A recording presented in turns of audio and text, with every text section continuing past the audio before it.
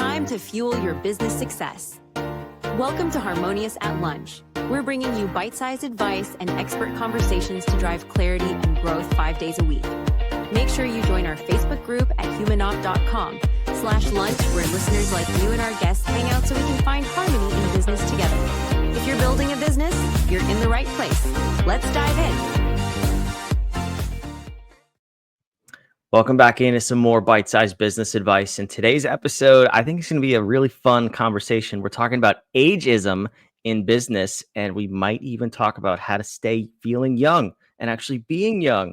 So I'm excited to dive in. I have a special guest, Dr. Corinne Auman. Welcome to the show, and thank you for being here. Yeah, thanks for having me. So this is an interesting topic. We'll say ageism, not one of the isms that typically get a lot of publicity and talked about a whole lot in the news, but it's a big one. And I think it's even more important in the workplace, because as you start to get up there in age, whether we talk about it or not, there are perceptions that come with that. So why don't you tell me, what do we see in the workplace? What do you see in the workplace as it relates to ageism? So I think first, let's just define ageism, because you'd be amazed how many people have never heard of it. It's bias or prejudice towards someone based on their age, and it can affect people at any age. You might have bias against a young worker in the workplace because you think, oh, whatever the stereotypes are, they're lazy or all they want to do is be on social media, things like that. That would be ageism. But it's more common in the workplace to really think about it as we get older. Our laws about age discrimination really say anybody above the age of 40. So we see it happening as young as 40, but particularly as people approach what we might think of as retirement age, 65, when you're in your 50s and 60s, ageism becomes a big issue, because if you were to get laid off from your position in your mid 50s, it is very difficult to find a similar position with similar compensation at that age, because employers often look at older workers and have a myriad of stereotypes about them. Things like they won't want to learn new technology, or they won't work well with younger coworkers, or they won't be adaptable to our workplace culture. Just all kinds of things that really, each older worker is an individual with a unique set of skills and abilities and adaptabilities. And we have to really look at them as individuals. The stereotypes about the entire group are just that. They're stereotypes. They don't apply to every single person in that group.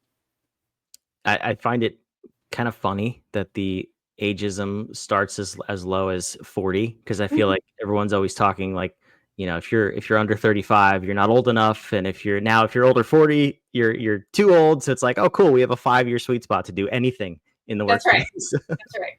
Mm-hmm. Yeah, don't lose sleep over that one. If you're outside of that window, I'm personally outside of that window, so I guess I'm screwed. Yeah, me too. Okay, so then how do we start to wow, can't speak today. This is fun. How do we start to unpack this and understand, if we have this going on in our workplace, and how do we pull from the both ends of this spectrum to sort of balance out our workplace? Because there's wisdom that comes with age and experience, and there's also speed, agility, and new ideas that come with youth. And I don't think either should be neglected in any workplace. So how do we start to expand the range of age that we work with?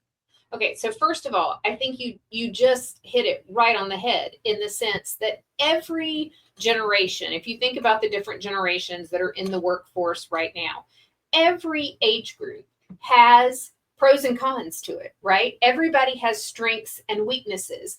And what you want to do in your workplace is take advantage of that.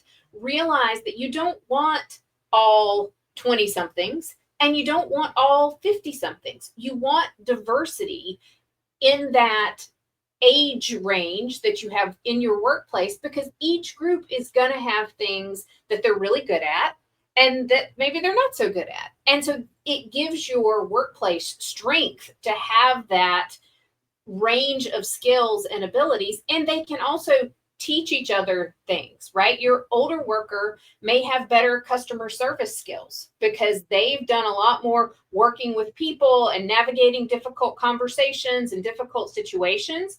And your younger worker may have more social media technology kinds of skills that they can help the older workers learn. So there's always give and take with the different groups that you have in the workplace, but having them there actually makes it stronger, not weaker. So the thing that I want us to realize that when you talk about ageism in the workplace, or just ageism in general, we are all biased, right? And we can't beat ourselves up about this. We have all been raised in this very anti-aging culture. This is surrounding us all the time, right? We're all seeing the anti-aging creams and lotions and, all the marketing that goes into that. We're all being exposed to this narrative all the time. So we're all biased. And the sooner you come to terms with that and go, okay, I know that I have this age bias. I need to be aware of it so that if I'm a hiring manager or if I'm setting up systems in my workplace that are going to screen resumes and things like that, we need to be aware that we don't want those systems to have age bias built into them. Or if I'm the hiring manager, I want to go, okay, I know that I'm probably going to be biased because of this culture that I'm living in. I want to make extra effort to evaluate these resumes or evaluate the people I might be hiring based on them and not on my stereotypes. And the sooner, once you become aware of this, of your age bias, once you start really paying attention to like the messaging that the culture sends us and how often you hear age related jokes and things like that, you will just be amazed at how often this is happening all around you. And so you really realize how saturated you've been. And that's the first step, right? Becoming unage biased, right? Age bias free is really an inside job. It starts with your own thoughts and your own perspectives. And once you start paying attention, you'll catch yourself and go, oh, why do I think that? Or why do I say whatever I say? One of my favorite examples is when people say it's your birthday and people go, oh, you look great for your age. Why do we do that? Why wouldn't you just look at somebody and go, happy birthday, you look great? Why do we have to say for your age at the end of it? Or you'll find yourself, saying ageist things yourself. I was in New York with my husband and I had AirPods I was trying to get to connect to my phone and they weren't connecting. And I said, oh, these are my old ones. They're just old and cranky. And my husband looked at me and he said, your whole thing is he's like, did you hear the words that just came out of your own mouth? And I did. I was like, yeah. Why do I say that? Like, why would that be my automatic response? So paying attention is the first step. Yeah. You bring up hiring too. And it's baked in, right? Like if you look at a resume, which I hate doing, by the way. I in any company I've ever worked in, I never look at resumes because I think they're dumb. That's a different podcast episode. However, if you do, it's like, okay, well, I'll use my own age here. It says I graduated college in 2014. If someone else's resume says they graduated college in 1964, you can kind of tell how old they are, and there might be some immediate thoughts and biases that flood into your mind as a hiring manager, as a CEO, a leader. That kind of stuff is you're immediately tainting that person, the one you've judged. Like how do we get away from this stuff? Because like you said, it's baked in everywhere and it's baked into ourselves, our own perception. So if we look at that and we have that thought, it's there. Now we have to somehow get around it. How do we do that? Well, if you are someone who is looking for a job, one of the things that's recommended is particularly, and I think this is actually true for anybody of any age, but particularly for older workers, is to make your resume age-free in the sense that you put your degrees, but you don't put the year you graduated on the resume. Interesting. Now, you still will be able to tell how much experience somebody has by how many things they list and the level, right? Are they executive level, things like that? But especially as we've gotten into the age of AI and AI screening resumes and things like that, making them as age free as you can, because the AI is built by humans. And if humans are age biased, then the AI will be too. So trying to take those things off of your resume so that it isn't automatically obvious how old somebody is helps protect people from automatically being dismissed simply based on their age. Yeah, that's a great tip. So age free on our resumes, cage free on our eggs. It's Yeah. almost the same thing. Okay, but you actually shared an interesting idea with me before we started recording with our own perception of age. So you and your old cranky AirPods, the way we perceive it is actually going to influence our own lives or the way we treat maybe our close family members. If Yeah. you're a leader in an organization, you have a small business, and you're, we'll say, above 40, so now you're apparently old for some reason. Mm-hmm. How do we kind of retrain our own minds so that we have more longevity and we believe that we can lead and grow our company for longer? Because that's huge, is the way you think about yourself and your ability to lead and run a company is Mm-hmm. going to influence the success of that organization. Yeah.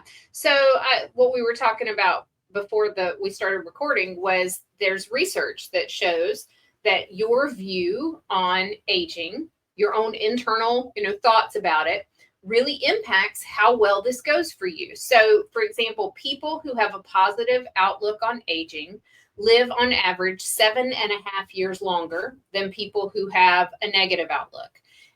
They walk faster. They're less likely to get heart disease. I mean, just there's all these positive outcomes that come along with a positive outlook on your aging process. And that makes sense, because if you are someone who is positive, right, you're looking forward to the years that are ahead of you, then you're more likely to go to the doctor, take care of yourself, exercise, eat healthy, because you're excited, happy, engaged with life, thinking about what's coming down the road.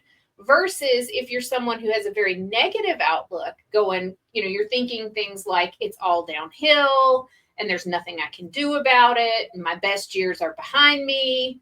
Well, then you don't take the steps and do the things to actually take care of yourself and make this go well, because you're like, well, what's the point, right? It's all going to suck anyway. So just that internal dialogue you're having in your own head about what am I capable of, because, and how does my age impact that, if at all, right? Does it matter? And if it does matter, well, what could be good about my age? And you mentioned earlier, like experience, the wealth of knowledge that we come with as leaders and older workers. There's a lot to be gained with all these additional years of experience. And sometimes we just kind of, in our youth obsessed culture, we kind of overlook all the things that you gain with these years of experience.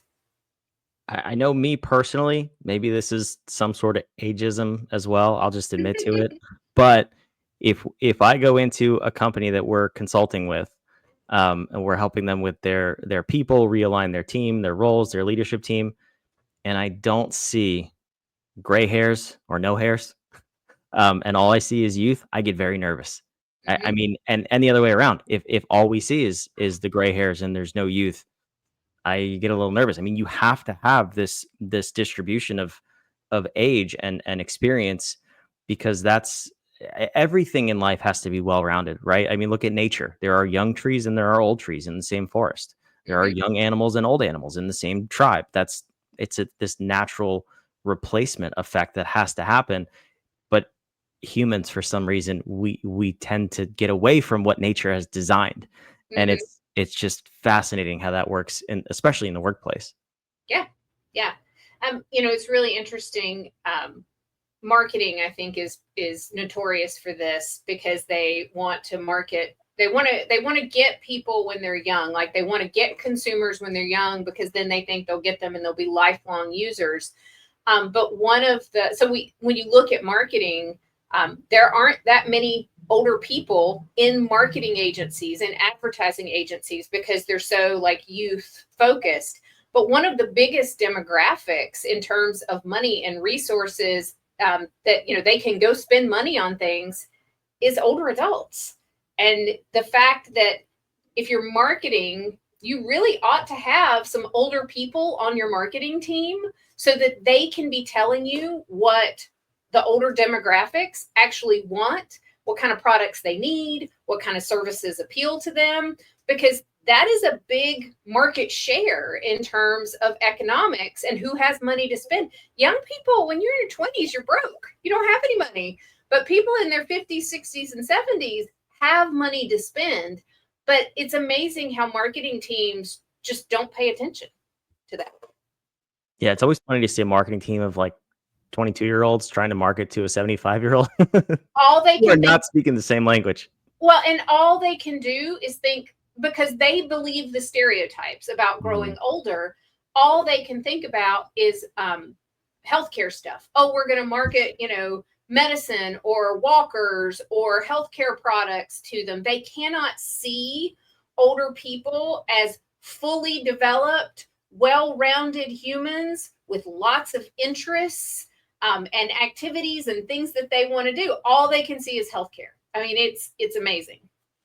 It's crazy. It's almost like once you turn 65, all you do is go to the doctor. That's the perception, I think, of people. That's the perception, but that is not the truth. No, definitely not. I'll tell you a quick story. So my day job is as a care manager, and I help families kind of navigate the healthcare system. And when I started my company, I very naively thought I was going to be working with 40-year-olds who were caring for 70-year-olds. No, I'm working with 70-year-olds who are still working, volunteering, out, doing stuff, engaged. And those 70-year-olds are caregiving for their 95-year-old parents. Yeah. And that's part of it. Like, I was so wrong. And if I was wrong, because I have a whole background in working with older adults, if I was so wrong, everybody else who isn't thinking about this on a daily basis probably has some inaccurate perceptions too. Absolutely. Yeah. And I think it's a cool topic because, like I said in the beginning, it happens in the workplace. I think back to my own grandpa, actually. I think he retired. He was in his early 70s and he was in a leadership position, but nothing crazy. But he was kind of, it was the end of his rope, so to speak. The company sort of pushed him out a little bit. And he had, I promise you, another decade of really great work in him. He was mentally sharp. He's physically there. Once he stopped working, that's when his health caught up to him. I think we can extend our own life by just, like you said, just thinking and being young and being in a workplace, being productive. It's when we do adopt these theories of ageism, so to speak, that things kind of start to fall apart. It's a story that writes itself. And I wish more people didn't do that. And your brain is a use it or lose it organ, just like your muscles are. And one of the worst things you can do is retire and then I'm going to do nothing. I'm going to just enjoy doing nothing. Your brain does not want to do nothing. Your brain wants stimulation. It wants challenge. And if you don't love your job, that's fine. Quit your job, retire. But then you need to be thinking about, okay, who am I going to be now? What's my next thing? It could be anything. It can be volunteering. It can be caregiving. It can be starting a business. It can be finding a part-time job, doing some consulting. I don't care what it is, but sitting on your couch or just playing golf every day or doing nothing, not good. Your brain needs stimulation and challenge. So you do see that quite often. If people retire and they don't adapt, they don't find a new plan or a new purpose, that is a very quick way to go downhill. Yeah, I hear you. I hope to never learn the true definition of the word retire. It's not for me. But I have a couple of years before that. Anyway, Dr. Corinne, this was awesome. If someone wants to, I know you have a book, you have a lot of other things you do for people. Someone wants to learn more and explore how this is impacting maybe their company, their workplace, and how to get past it, where should they go to learn more about you and what you're up to? Sure. So it's just my website, which is my name, CorinneAuman.com. Perfect. I love it. That's on the screen. It's also down below in the description, show notes, wherever you're watching or listening. Please go check that stuff out. Connect with Corinne, social media links, all that stuff is down there. Corinne, thanks so much for being here. Yeah, thanks for having me. Wherever you're watching and listening, I hope you subscribe. And if you want to learn a little bit more about how you can maximize your potential at whatever age you're at right now, I strongly suggest you go to humanop.com. Go check out our app and unveil your natural potential. Age is but a number. And I promise you, the things that you're capable of doing are far more than you think you can. So go check that out. We'll see you on the next episode of Harmonious at Lunch. Another episode of Harmonious at Lunch in the books. I hope this episode made you think and you grabbed some actionable ideas to propel your business. Don't forget to like, comment your takeaways, and subscribe wherever you're listening so we can help more entrepreneurs just like you achieve harmony in their life and business. For cutting-edge tools that bring clarity to your people and processes, check out humanoff.com to download our app today. See you next time.